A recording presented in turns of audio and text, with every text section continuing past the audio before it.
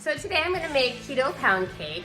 Interestingly, the reason why it's called pound cake, the original recipe, it called for 1 pound of flour, 1 pound of sugar, 1 pound of butter, and 1 pound of eggs. Now I'm going to make a slightly different version of that, obviously, because no sugar, no flour.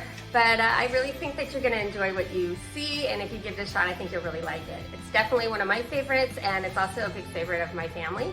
So I make it a lot. All right, here we go. Begin with me just showing you the different ingredients that are incorporated into this recipe. We have 1 1/4 cup of almond flour. We have a teaspoon of baking powder with a 1/4 teaspoon of salt right here.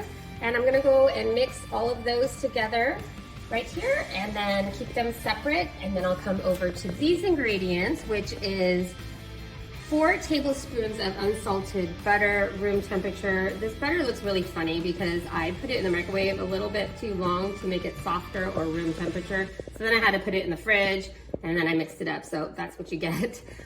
We also have 3 1/2 ounces of full fat cream cheese, which is also room temperature, which I did not microwave too much. Next we have 4 eggs and they are room temperature. The way I do this, if I just get them out of the fridge, is I put them in a bowl of warm water for a little bit to get them to warm up. And the reason you want room temperature eggs is because they mix a lot better in the batter. They don't make the butter solidify with the chill.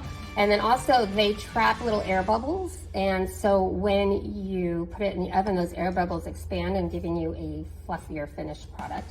And then we have finally 1 teaspoon of vanilla extract. And we will go ahead and be putting that in a little bit. So then I'm gonna move on over. I'm gonna mix the butter with the monk fruit sweetener, blend that up really well. I'm gonna add the eggs 1 at a time and the vanilla. And then after that, I'm going to incorporate all of the other ingredients that I had already previously mixed. I'm gonna use a hand blender for that. And I will show you the batter in a minute. Here we are, here's the batter. This is the consistency you're looking for. It's kind of like, I don't know, like paste from back in the day. Turns out to be really good. And then over here, I use parchment paper for the base because I find that even buttering the loaf pan, even buttering it, it still sticks. So I'll go ahead and put the batter inside of here and then I'll pop it in the oven. We are all set to put this in the oven. I preheated the oven to 350. It's gonna cook for 20 to 30 minutes. In my experience, 30 is more like it. I trimmed off the extra parchment paper, just, I don't know, fire hazard, just to be on the safe side. And I will let you know how it turns out in about 30 to 40 minutes. All right, thanks a lot. We'll see you soon. This timer just went off. Let's see how we're looking here. This has been in here for 40 minutes. It looks perfect. I can't wait to try it.